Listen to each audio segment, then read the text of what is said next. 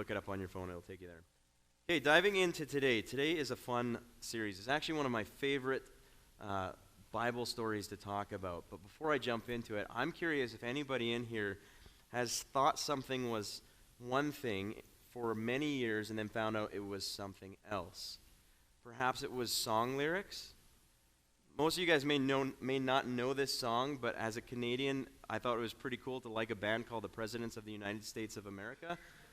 Some of you may know them, may not. They had a song where the lyrics were, "Those lucky suckers, they don't have to work, make 3D billboards and big 30-foot smirks." Like they're smiling.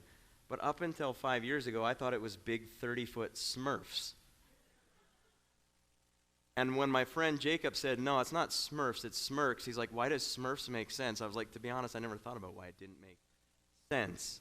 But it was something that I thought was one thing and then realized it was another. Another is a word that up until just this last year, I thought the word moot, a moot point, was actually a mute point. I mean, you turned off, you didn't have to listen to it. It wasn't worth listening to.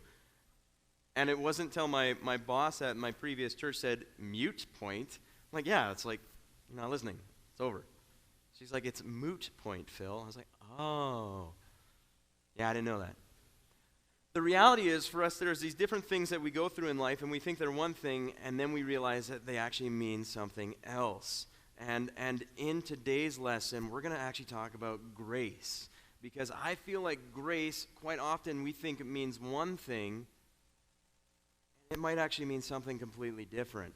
And there's another story that for my entire childhood, because I grew up going to church, I learned the Sunday school lesson of a guy named Jonah, who was this unbelievably faithful man of God who made one mistake but then turned it around. He got thrown off a boat, ended up getting swallowed by a whale, and then he gets out and he preaches a message of Jesus to people, and they get saved. And that's what I thought Jonah was all about. And in fact, today, if you're not familiar with the story of Jonah, I'm hoping you laugh at him as much as I do, because he plays a different role than what I thought.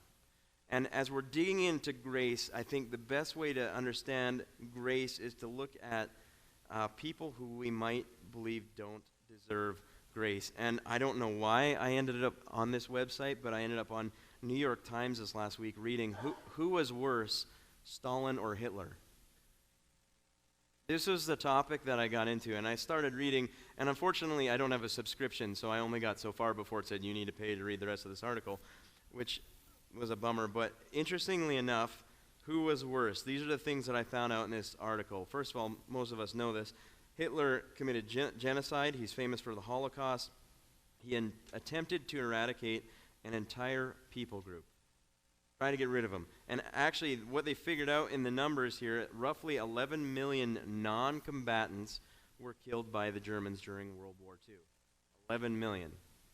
So, the article's argument that was during World War II, Stalin and Hitler was much worse.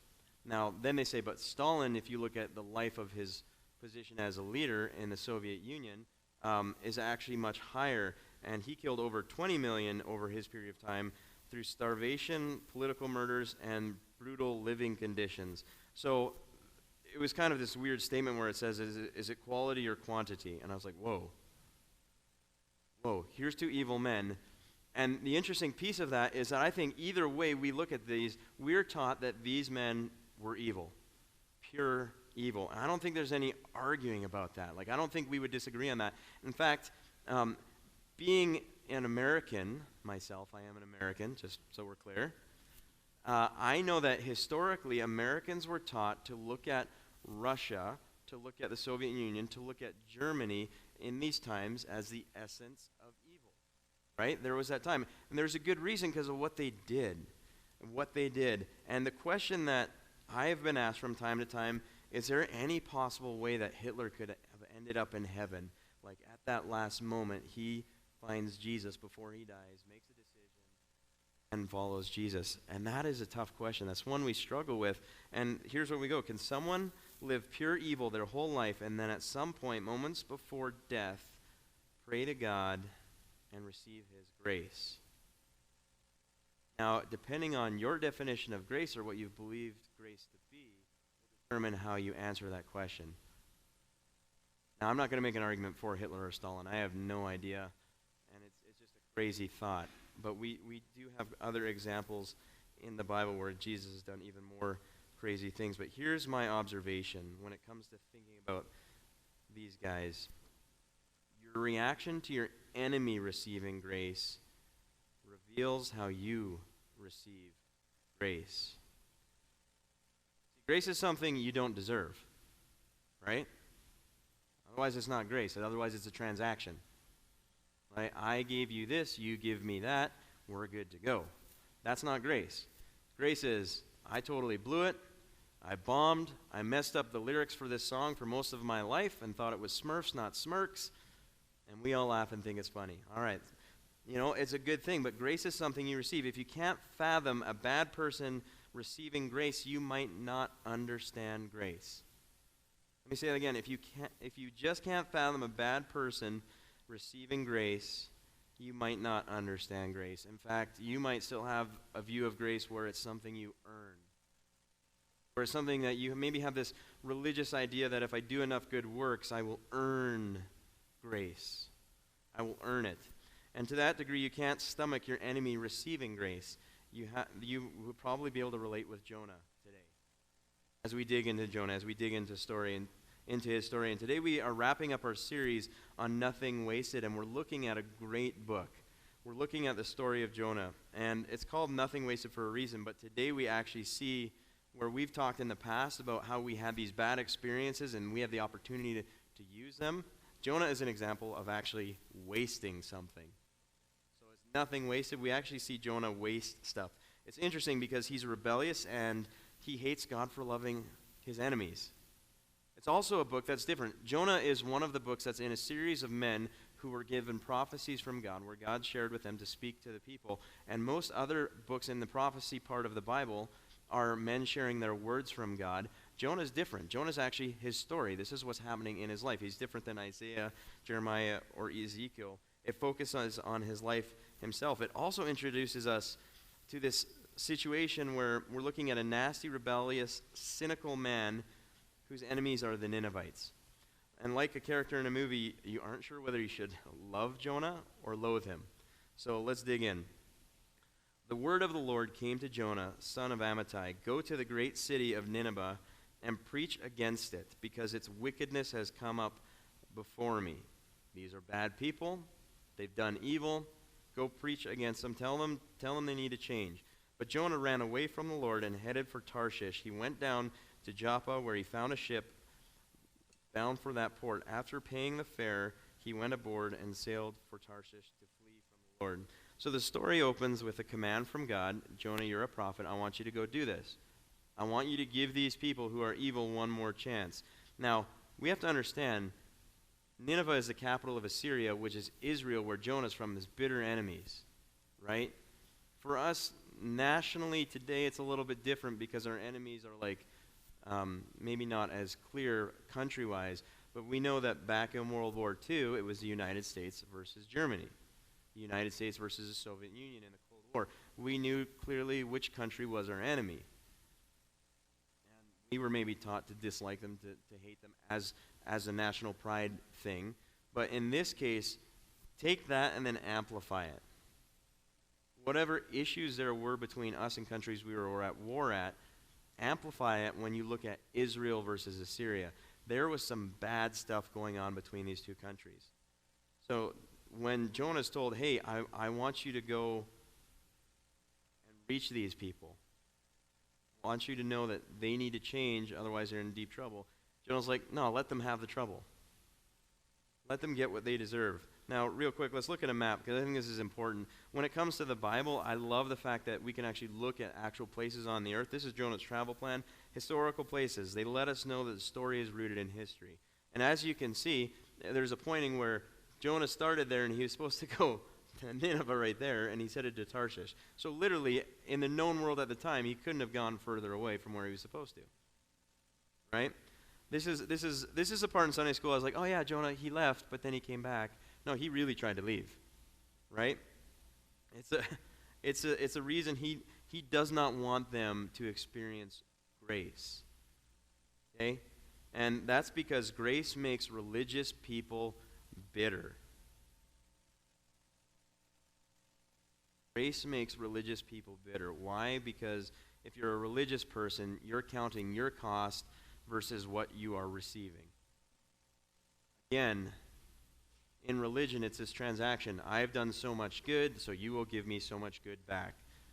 That's not grace. So Jonah is running from God, and God sends a big storm and gets everyone's attention. While Jonah's asleep, the sailors are panicked, and they become the people who are starting to be very connected to God. They're out on the lake, and their boat, their boat starts shaking, and they're looking for it, and they reach out to Jonah, and that's where he gets real religious, says, yes, I'm the Hebrew, this is my fault, let me deal with this, right?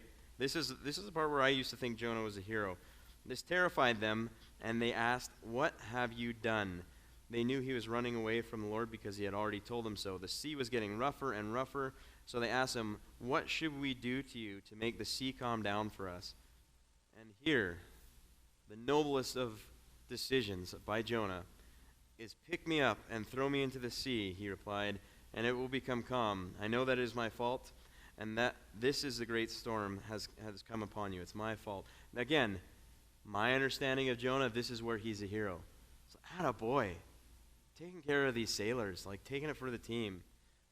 Instead, the men did their best to row back to land, but they could not, for the sea grew even wilder than before. Then they cried out to the Lord, please, Lord, do not let us die for taking this man's life. Okay, we've tried, and we can't. We've got to throw you overboard. Do not hold us accountable for killing an innocent man, for you, Lord, have done as you please. They took Jonah and threw him overboard, and the raging sea grew calm. Now, you can imagine, if you were those guys on the boat, this is your reaction. At this, the men greatly feared the Lord, and they offered a sacrifice to the Lord and made vows to him. Now the Lord provided a huge fish to swallow Jonah, and Jonah was in the belly of the fish 3 days and 3 nights. Significant story. There's some cool things here. One, Jonah made this heroic decision, or did he? I would wage to say, because as we know how the story continues, Jonah's like, throw me overboard. I'm going to drown, and too bad for the Ninevites. Then I don't have to go. That's the way I think it is. When you understand Jonah's characters, he's running. He doesn't want them to experience grace. Oh, even to the point he's like, throw me overboard. I'd rather die than see these people saved. As we dig into the more of the scriptures later, you'll actually see Jonah verbalize this. Now, the men where they fear the Lord, it's a term of they worshiped God, they accepted God, they believed in God, they acknowledged God. So, that's where God takes this thing and he says, nothing is wasted. Jonah screwed up, I'm still going to use it for my namesake. Like, that's how God works. It's really neat. Now, the story of Jonah is interesting. He's so not interested in going that he's willing to have him throw him overboard. And if you thought you had problems trying to get a friend to church, look at how God's trying to get Jonah to do something here, right? But the cool thing about the story is we kind of see the writing style of the book. It's satire, which is storytelling that leverages irony and humor. And the uniqueness of this book is that the people who aren't supposed to be kind, they are. And the one who is supposed to be the hero is the villain. Right? Let them die. That's the message Jonah's communicating to God. Let them die. So anyway, they dump the bum overside of the ship. The sea grows calm, and God foils Jonah's plans to die, and he says, I'm not letting you do that. Here comes a big fish, and I'm going to take care of you in this way. You're going to be stuck in this fish for a few days, and you think about what you've done. And this kind of devalues Jonah's message to me too. He says this, while he's in the fish, those who cling to the worthless idols turn away from God's love for them. Oh, these evil people. But I, with shouts of grateful praise, will sacrifice to you. What I have vowed, I will make good. I will say, salvation comes from the Lord. And this is his response to God in this moment. Well, no duh, Jonah. You lost everything. This is what you got left. Oh, I am worthy, but I will go and preach this message because I am so good, and I'm not one of those people who worships my false idols. Of course, it's easy to say when you're in that dire moment, right? So, the Lord commanded the fish, and it vomited Jonah onto dry land. And Jonah finally agrees to go. This is the Jonah I remember. This is the Jonah we used to sing about. He's like, swallowed by the fish, and now he's good because he's going to do what God's called him to do. There's a song that I heard one time, and it's like, he lived in it, what's it go? He lived long ago in an Israelite town. He was a prophet of God and goes by the name of Jonah.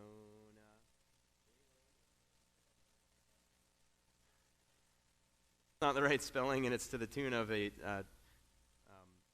trans dress person from the 60s called Lola. But anyway, the funny songs you hear in Sunday school. That's something I also learned as I got older, that Jonah was actually Lola, which is different altogether. But he agrees to go. Now, I think we should pause for a moment because this is kind of a fishy story, right? You got swallowed by a fish. Scientifically, we're going like, well, did this really happen? I'd like to point out that Jesus actually makes a reference to this. For as Jonah was 3 days and 3 nights in the belly of a huge fish, so the Son of Man will be 3 days and 3 nights in the heart of the earth. The men of Nineveh, this is cool, this is Jesus referring to the men of Nineveh will stand up at the judgment with this generation and condemn it, meaning the Ninevites chose Jesus, so they're on the right side. For they repented at the preaching of Jonah, and now something greater than Jonah is here. So Jesus historically went into the tomb and was raised from the dead, so why would he believe in something that also wasn't historical? He references Jonah. So for me, it's easy to believe in this story. Do I understand fully what fish it was, how it swallowed, how he survived? Like, I watch these YouTube videos, and I'm like, could a man survive in a fish? And there's actually historical records of them doing that. But I couldn't tell you the exact ones, except for I can point out that Jesus believed in it as a historical evidence, and he refers to it as well. So back to Jonah. Jonah obeyed the word of the Lord and went to Nineveh. Now Nineveh was a very large city. It took 3 days to go through it. Jonah began by going a day's journey into the city, proclaiming, and we're going to make note of this, 40 more days and Nineveh will be overthrown. That was his message. The Ninevites believed God. A fast was proclaimed, all of them, from the greatest to the least, put on sackcloth. So what do we know here? First of all, Nineveh was a huge city, capital of Assyria. It took 3 days to walk through. However, in 1 day, into Jonah's 3-day preaching tour, he's done. Right? And did he give it his best effort? Did we read his message? 40 more days and Nineveh will be overthrown. Just if you know, the original Old Testament was written in Hebrew. That phrase is actually 5 Hebrew words. It's only 5. So Jonah's message, okay, I will go to the Ninevites and I will give them your message, God. But here, 5 words. You guys are done. You're going to be overthrown. That's my message. You're done. You're going to be overthrown. Did he mention God? No. Did he mention that God is giving them an opportunity to change? No. He's just like, you guys are done. Just letting you know, your clock is ticking. You're on your way out. Bye-bye. That's Jonah's message. So even after being in the fish, this experience where God saves him miraculously, he still resentingly walks through the town going like, good luck. You're going to be overthrown. Uh-oh. I just lost my point here. Sorry. You can't see it, but I can see it. Sorry.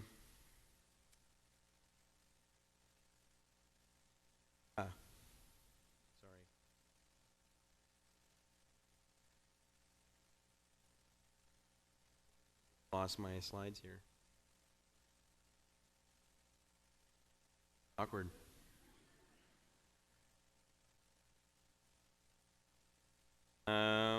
Yeah. Well, I can keep reading to you guys. I guess the slides aren't working. Is that all right? Is that okay? All right. Okay.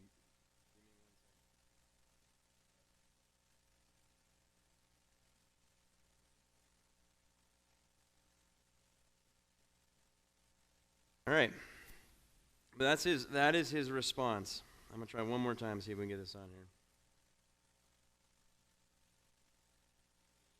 No, there it is. All right, here we go. Anyway, this is his deal where he's not interested, not even yet the people respond, and the king actually himself repents and he receives grace. And can you imagine Jonah being happy? He's not. He's really quite upset.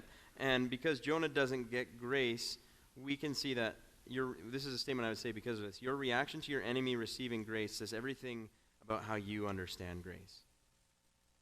said that. It's really important to understand that. Your reaction to your enemy receiving grace says everything about how you understand grace. And we continue. Here's what the king actually says. Let everyone call urgently on God. Let everyone call urgently on God. Let them give up their evil ways and their violence.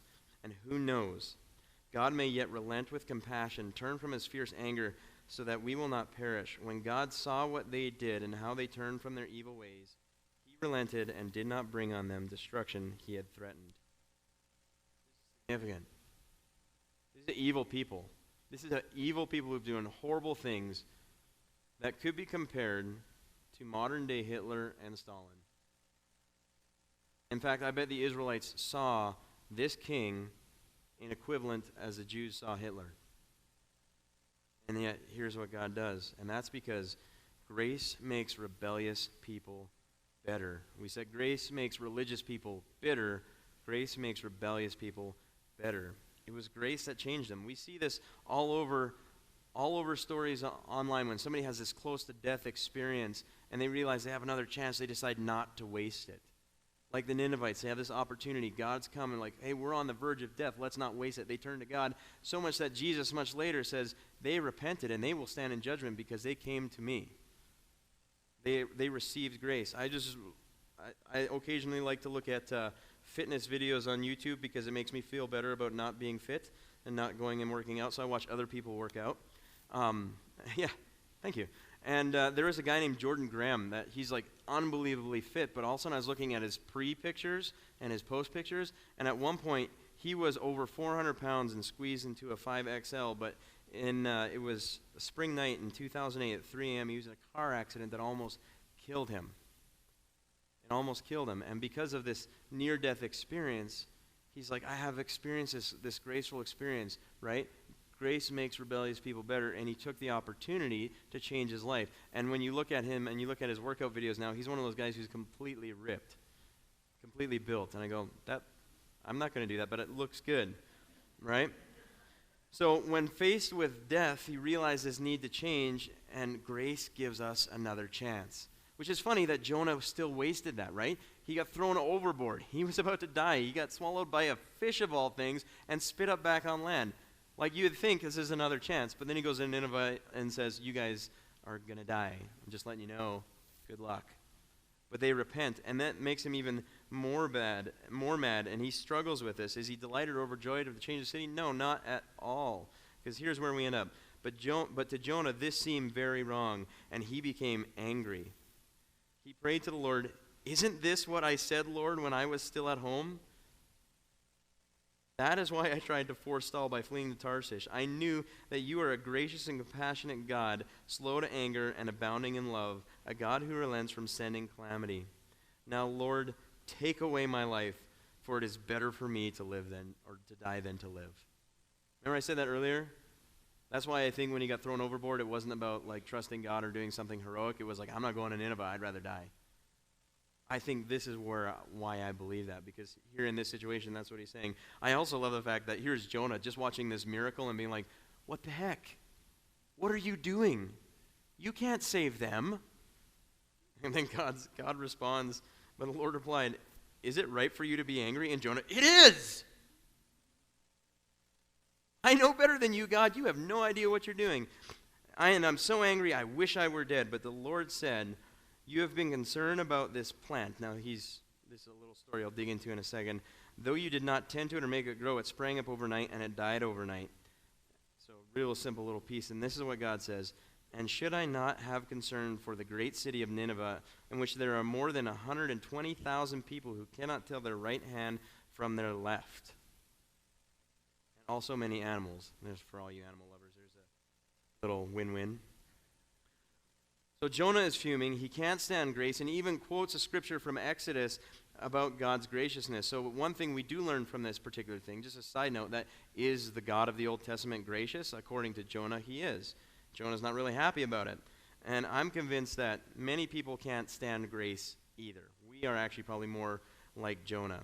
When we see somebody who's really bad experience something where they're forgiven, where they have the opportunity to change and grow, sometimes we have a difficult time with that. You know, is it hard to believe that we have a hard time with that? Like, I started talking about Stalin and Hitler, right? I started talking about Soviet Russia. I started talking about Nazi Germany. Talking about different evils we see today.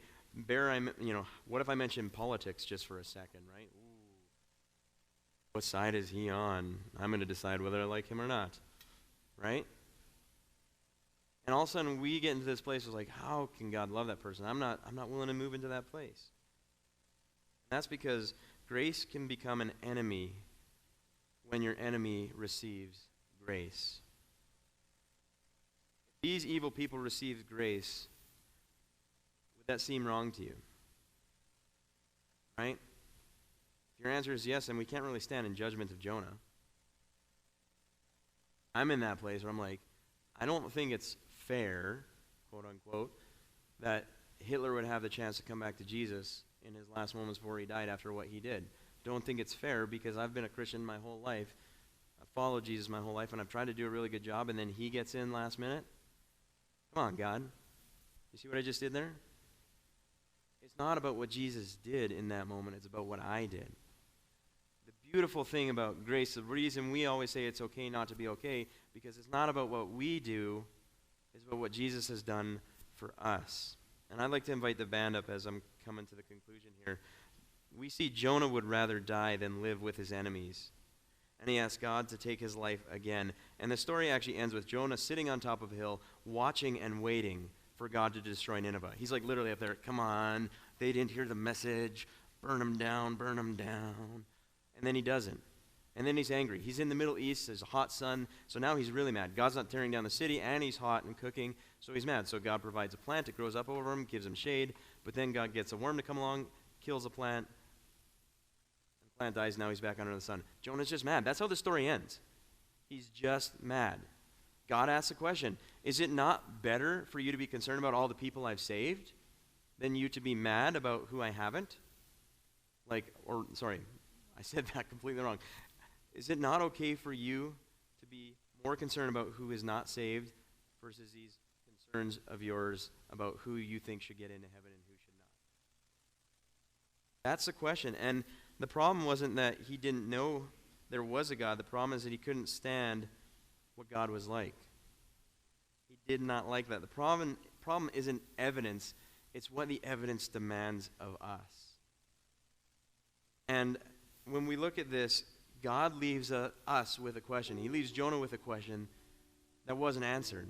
And I believe it wasn't answered on purpose because it's a question that God has left for us to ask ourselves. And it's this: are you okay with God loving your enemy as much as he loves you?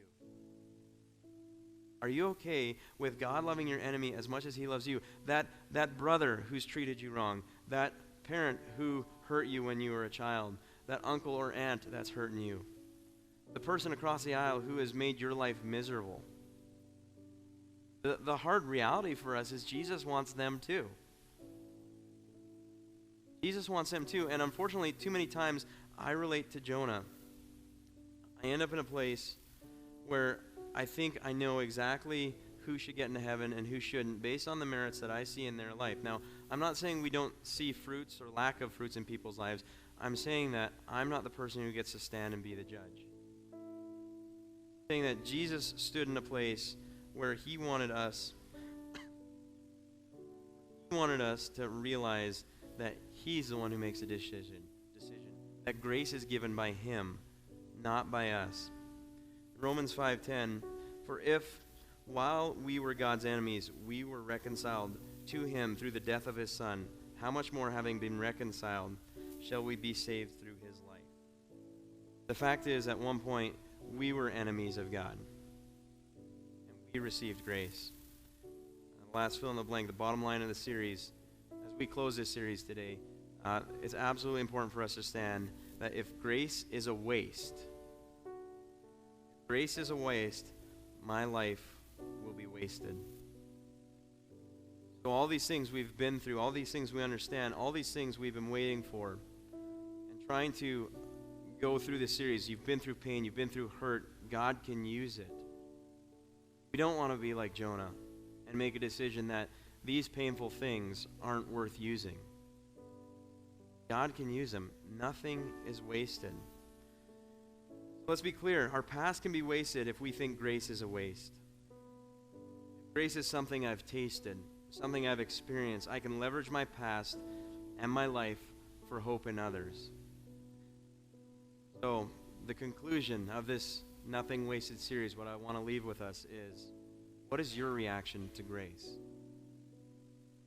What is your reaction to grace? The grace you've been given and grace that God wants to give to all of humanity to come to Him, to know Jesus, to know the price that's been paid for us. Not that we did, not that we earned, but the blessing that we've been given, the blessing that we receive. What is your reaction to grace? Let's pray. Jesus, I thank you for today. I thank you for the story of Jonah, a man who in my childhood was a hero, and yet today I realize he was just as messed up as I am, failing to see your call for us to pursue you, to share your message with those who need it. God, I thank you for your love in his life. And even though it seemed like his story ends very bitter, I know you loved him and you still work through him. God, I know we have messes and we can be just as messy as Jonah. I ask that you continue to work in our lives, that our lives won't be wasted, that we get to taste grace and share it.